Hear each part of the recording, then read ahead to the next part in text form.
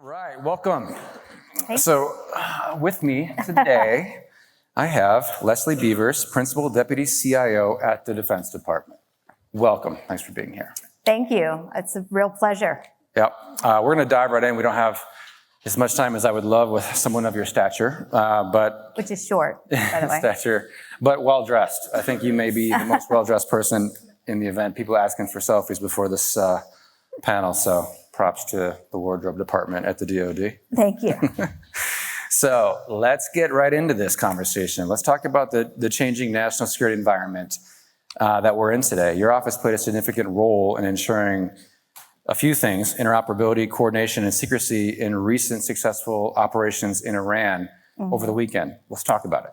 Yeah, so for those of you that are familiar with the department, this may be kind of a little bit of a repeat, but for those of you that aren't, I think it's worth reflecting what an extraordinary success we had this last weekend as far as operational security and keeping information under wraps. And of course, the warfighters were primary on that. But the unsung heroes are the information and the IT and the communications folks in the department that have been working for years to create secure and sustainable IT, kind of the architecture. And if you think about it, it's kind of unprecedented. We had 6 different major commands. We had CENTCOM, EUCOM, STRATCOM, TRANSCOM, SPACECOM, CYBERCOM, all involved. So you're talking about hundreds and thousands of people that have to do the planning. And then when you have to do the execution, the actual, with the aircraft flying, you had over 125 aircraft, you had 75 precision guided munitions. And in order to do precision guidance, you need to know where you are and where you're going at a very precise level. And so that position, navigation, and timing is also part of the CIO role. We have the satellite communications and the IT architecture. So bringing all of that together and keeping it under wraps, that operational security was pretty phenomenal. And I just want to quote the chairman who said it was unmatched reach, coordination, and capability. And when you think about that, the CIO is providing collaboration tools, and most of us start with our individual, Office 365, I need to share emails, spreadsheets, access to data, that personal collaboration. But we also need to do that collaboration within the department along various workflows such as the targeting, the flight planning. So the actual tools and the data and the access to the data is incredibly important. And the challenge within the department is our data takes probably every form that you see out in the commercial world as well. So you think of, spreadsheets with multiple tabs, documents, video, audio. Then you've got the comms and the GPS. So it's a pretty large undertaking, and we've been on this modernization journey for a while, but we've got a ways to go, and I'm really excited to get to be part of it. Well, Leslie, you came into DoD in 2018. Contrast it with operations of the past. How much easier it was, or better it was, say, than even when you first came into DoD, and then perhaps before that, because you have history in the military branch. Right, a long history. So I spent 32 years in the Air Force. 5 of it was active duty, and the rest was as a reservist. So I was working in the commercial industry and getting to see the advancements that we were making within the commercial side.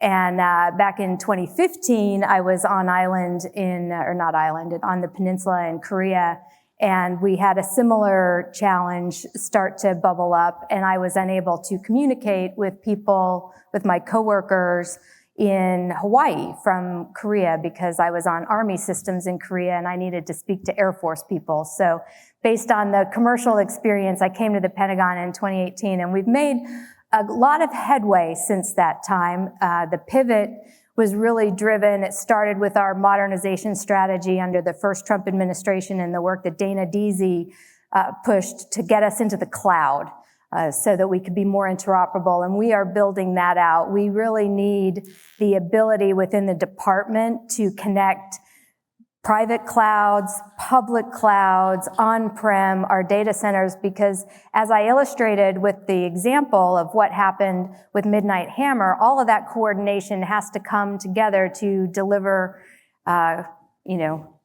capability at a specific place and time. And if you think about what would happen in the Pacific or in Europe if we had to get involved, it would be multiple volleys of these types of actions. And it wouldn't be just the warfighters that are delivering ordnance, it would also be the warfighters that are doing the logistics, doing the healthcare, doing the patient transfer, doing the supplies. So it's a large cooperation problem and coordination problem, and so I'm really excited to be part of it. So you have a few really key priorities. I'm going to sort of take them in turn, but one of the most obvious ones to me is software acquisition and speed. So you have Swift is an initiative that's near and dear for what you're doing, and it really dovetails well with some of the conversations we've had around speed and space, speed to acquisition, and with AI and these new technologies that are coming to the market, coming to DoD even, fast. Right. Talk about it. Right. So when we're doing the modernization, there's the infrastructure piece that I've been talking about, which is the cloud and that underlying architecture that enables the software to be used kind of ubiquitously and the access to the data. And so now we're working on the software fast track, which is an ability to get commercial off-the-shelf software into the Department of Defense quickly. And in conjunction with that, we are also looking at the risk management framework, which was designed when the approach to cybersecurity was first kind of developed. And at that time, the approach was a one and done. Okay, we do some risk assessment and then you're good and we're done. But what we've seen is the advanced persistent threats. So the way cyber has evolved, we need to have software that continually evolves as well. So we're blowing up the risk management framework in conjunction with working with industry to identify how to bring in the commercial software faster. And then, of course, the Secretary released the memo and is really championing the software acquisition pathway.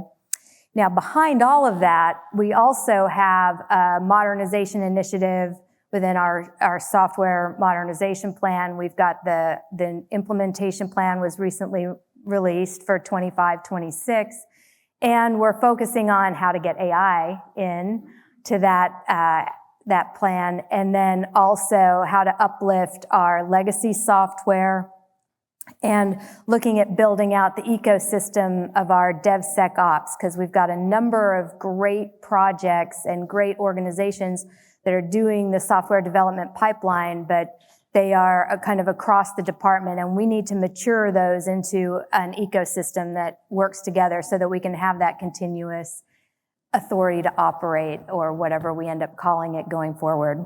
So many initiatives that almost need a large language model to keep track of them. Just about. Let me tell you, it's one of the biggest challenges. When I walked into CIO, I kind of would roll my eyes on, well, how hard can it be? Oh my goodness, just trying to figure out what's happening across the department is a full-time job. A couple of panels earlier, before this one, talked about testing and evaluation and needing to rely on industry more for that, if we really want to achieve blazing speed. What's your take on that particular subject as it relates to acquisition? Yeah, that's critical, and that's part of our RFIs. We got about 400 responses on how to blow up the RMF process, and what we were looking for was, how do you do it? How do you stay secure? And we started down that journey last year. We went to New York City. I took about 40 folks from the department, and we visited a number of industries that weren't defense related. So NASDAQ, Chase, NBC Universal, Siemens, kind of the big companies. And our question was, how are you doing cybersecurity? So now we're taking that and we're trying to pull in the information. We've got 400 responses. I'm really looking forward to the team chugging through those and figuring out how to move forward and to leverage the best practices, because industry is, I think, as big or larger a target than the Department of Defense. And I can't believe I'm saying that, but our commercial industrial base is losing about $100 million a day in intellectual property. So this cybersecurity for all of us is so important. Well, that's a good segue to a question I had thought about, which, I mean, what's your advice to industry right now? I mean, I know you're doing a lot of meetings, Yeah. but industry wants to talk to you. What's the 2 or 3 pieces of advice you would give them? And it seems to me that this administration, as I talked on a previous panel, is much more open to non-traditional companies that may not have done much work for DoD in the past. But if they've got cool tools, you want to have the ability to access and try them out. Give me 2 or 3 pieces of advice for the industry folks in the audience on what they ought to be doing. Yeah, I'm really excited to get new ideas, innovation into the company or into the department, because I think that is our unique selling proposition as a nation, is our ingenuity and our innovation. So if you're coming in and chatting with me, I want to know about your modular system, your open architecture. How are you going to be able to plug and play with everything else? I can't do bespoke integration all over the show. It's killing me. The other thing is, don't shortchange your cybersecurity. I need to know that you are secure, especially in your software development as well.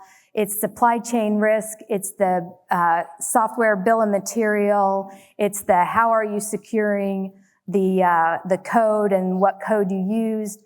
And the continuous monitoring and the updating and then the integration. And then it's what is it that is your unique selling proposition, which is kind of like any other company.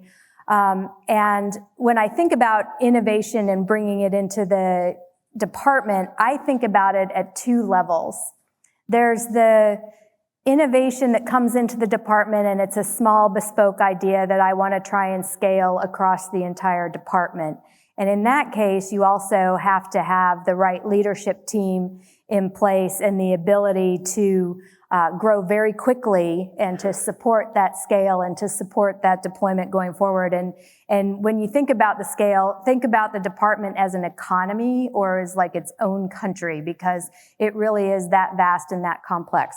And then the other way to think about scale within the department is for us to enable the bespoke capabilities to come in anywhere in the department, anywhere across that ecosystem, and be put onto their system to solve their particular problem.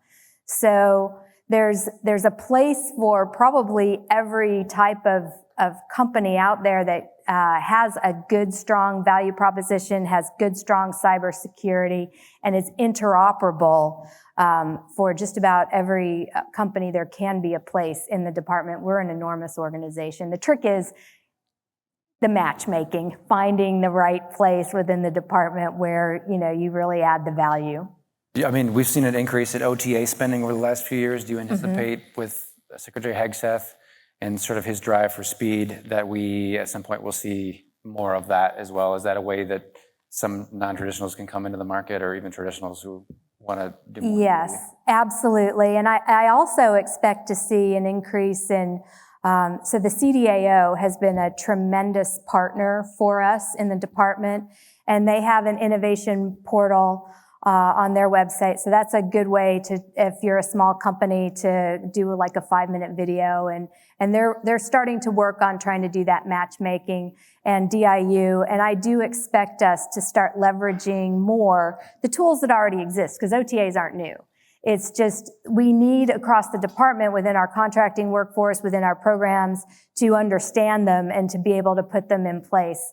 I think one of the things I've noticed over the years as we've come into the department and we have a great new idea and we put something in place, what we aren't as proactive about as we really need to be is the training of the workforce and pushing out that training across the department. That was one of the biggest shocks to me when I went into GE Healthcare years ago, was the amount of internal training that they instituted in order to drive their objectives. So, I mean, unpack that a little bit for what it means for what you're trying to do now. On the training front. What skill sets are going to be more important the next couple of years under your purview? So we've set up the cyber accepted service, and we're leveraging the specific, rather than focusing on 4-year degrees and big kind of long-term education. We're looking for the cyber skills and the coding, the engineering, the high-end technology, data scientists, those types of skills, bringing them into the department and really leveraging the certificate-based training. We've established the academic engagement office to work with schools to develop curriculum, to train people, to make them competitive to come into the department. And we've established roles with specific skills that we expect, vice like time and grade. So it's a big push. Mark Gorak's been driving that for us. And we're also giving out scholarships and bringing folks in off the scholarships into, so even in this time where our hiring has been restricted, we're allowed to hire those scholarships because it's really important in a healthy organization to keep a nice kind of steady turnover of talent, as I'm sure most of you or all of you know. And it is really important for us in the department to stay on the leading edge. And that means we need to be recruiting this high-end cyber talent, engineers, into the department to help us on the cyber front. Another priority that's important for you is securing network infrastructure, which doesn't sound overly sexy on a stage, but I do think it's still incredibly important, perhaps now more than ever with the changing nature of the battlefield in cyberspace. Right. Talk about progress made along that front, and maybe we can get into zero trust a little bit as well. Yeah, well, zero trust is the result of the progress being made there. And for those of you that don't know where zero trust came from, the MITRE team did an attack study a few years ago, and they cataloged the tactics, techniques, and procedures that our adversary, our advanced persistent threat, was using to compromise our networks and steal our data. And quite frankly, they were, eating our lunch. And so then we reverse engineered that and came up with the 152 tactics, techniques, and procedures, or activities, as we call them, to counter that. And it works. And it works well. And we know it can be done. The DISA Thunderdome, Dell's Project Zero, what is it? I always do this. And Navy's Flank Speed have been very successful on this front. And it's the integration of those activities that make it successful. And that is absolutely paramount to us as a society, to us as a department, to protect our information. And it's not one and done, because tactics, techniques, and procedures change, so it's going to have to be adaptable. So the whole premise behind all of that is basically tagging your people, tagging your data, and doing the real-time live audits so you know what's happening. And that's what Zero Trust is doing for us. And we should be there by 27. We need to do it not just in information technology. We also need to do it on our operational technology. So if you think about our power systems, our water systems, as folks are starting to say, hey, wouldn't it be great if I could monitor this? So let me connect it to my network. Oh, that's good, but now we've just created another attack vector. So you've got to lock down the operational technology piece as well. And it's slightly different. We've been looking closely at that, and we expect to have some better guidance, the fan chart, come out around October on how to get after the operational technology. We also have weapon systems that we have to secure, and we also have an Internet of Things, because we, anybody in the healthcare industry knows about that. And the Internet of Things, it looks like that's closer to the IT kind of approach, but all of those are potential attack surfaces, and you're only as strong as your weakest link, so we have to lock those things down as well. Now, your office doesn't deal with AI buys the same way CDAO does, right? CDAO just recently had news making OpenAI $200 million contract. But AI is impactful for things like blowing up the risk management framework, what that looks like, and in cybersecurity. What do you envision here future-wise for AI in your department? How are you guys looking at it? Yeah, so AI,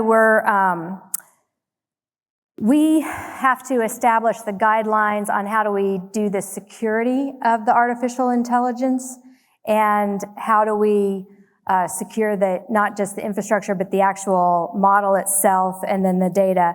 And then we are working through establishing some guidance on how to use it on the infrastructure and how to approach risk.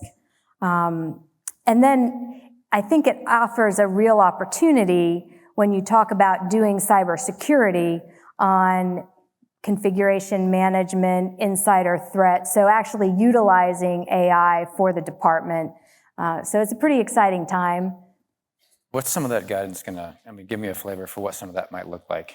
Is this as general as, don't feed LLMs data that they shouldn't have, or is it nuanced in that? Yeah, so we've already deployed some of it. So let me talk a little bit about that and then talk about kind of how we're approaching the security. So CDAO has Perceptor out there, which does the AI/ML orchestration for us. And Army Cyber's got Panoptic Junction, which is a pilot that monitors for anomaly detection. And NGA's got Vectra, which is looking for malicious actors on the network. So the work that we're doing is, okay, where are the boundaries, the network boundaries, when you deploy that model, and making sure that it's not reaching out to the internet and your data isn't going out to the internet, and that you're keeping it containerized at the moment, essentially within our network area, and our information isn't leaking. Because going back to that initial example, the operational security is critically important for the department, and it's not necessarily all classified information. It's just the fact of that we're planning to do something, or how we're approaching things very specifically that gives the enemy a leg up and an opportunity to attack. And you said that guidance is coming out soon? We've already got some of it, but we're working on that as a team. So we're piloting and we're learning. And within the department, we've got some guidelines, and the services are also leading the way on this space. So it's a community effort. I'll be looking forward to your email when it goes out. I want to conclude our conversation with just the flavor of this event is always future focused, right? I want you to give me your vision for what, we were joking backstage because Leslie was going through her notes, and I'm like, these are all paper. Like, dude, why don't you have a laptop up here? Yeah, I thought we were out of paper, but we're not. And I said, what does the future of DoD networks look like? What does the future of, warfighting look like from your vantage point? Yeah, so this is Leslie talking, and back in 2004, of course, I was carrying around a laptop, and I could take it anywhere, and I could access my information everywhere as part of GE Healthcare, and that is not the reality, unfortunately, in the department today. But we are getting pretty close to being able to deliver one network, or what I think it was Leo Garciga kind of coined the term as one wire, which is collapsing the networks.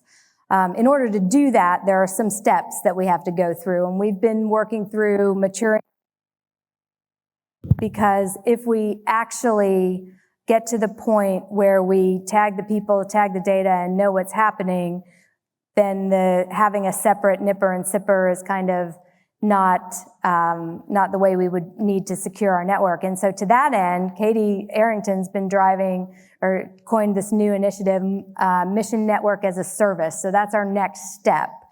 And that is figuring out how to collapse our SIPR networks, our secret networks, into one network. And that's a very important step along that road. We've also been working really hard with our allies and partners to get after that interoperability piece, because at the end of the day, that's what we've been, that's where the biggest challenge is within the department, and it's largely based on cooperation, and it's cooperative engineering that is required between the international partners and us. And for that Mission Network as a Service, that'll be between the services, so that's within the Department of Defense, a joint network. So we now have a prototype multi-cloud at secret with allies and partners at sea on the HMS Prince of Wales. So we've fielded it, and we're learning how to make that work, and then that'll be kind of the foundation as we grow all of these efforts together.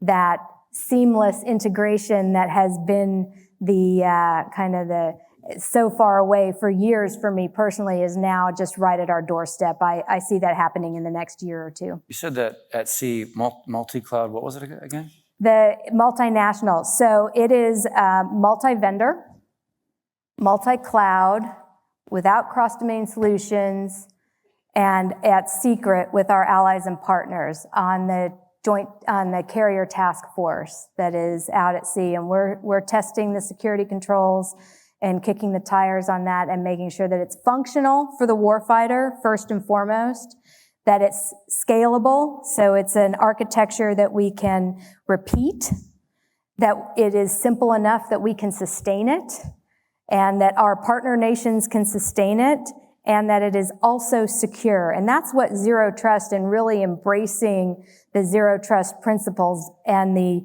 modular open system architecture at the same time, because, right, interoperable and secure don't really, they feel more like they're opposed than the same.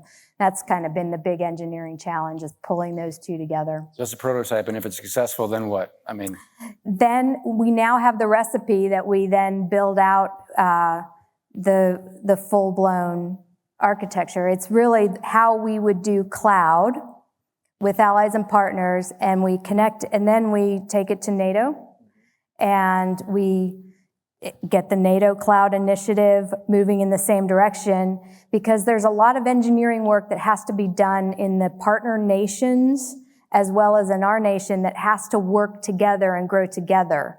If you think about the commercial world that we live in the United States, when we first went to video, there was competing laser discs, VHS and Betamax, and eventually one industry drove us to VHS as and I'll let you figure out what that industry was, that led us to the standard of VHS. So it's the same kind of thing.